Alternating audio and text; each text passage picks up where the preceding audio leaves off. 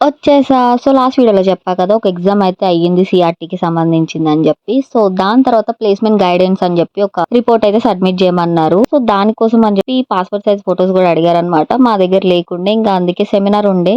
అది కూడా బంక్ గొట్టేసి ఇంగ బయటకైతే వచ్చేసాము ఫోటోస్ కోసం అని జెప్పి. ఇంకా కాలేజ్ దగ్గర ఉన్న స్టూడియోకెళ్ళైతే ఫోటోస్ అయితే తీపిచ్చేసుకున్నామనమాట నేను, నా ఫ్రెండ్స్. ఇంకా అప్పటికి సెమినార్ అయితూనే ఉంది. మాకు సెమినార్‌కెళ్ళే ఇంట్రెస్ట్ అస్సలు లేకుండే. ఇంకా క్లాస్‌కే వెళ్ళిపోయాము. ఇంకా క్లాస్‌కి వెళ్ళి లంచ్ టైమ్ అయితుందని జెప్పి మంచిగా లంచ్ అయితే కంప్లీట్ చేసుకొని ముచ్చట్లయితే పెట్టుకున్నామనమాట.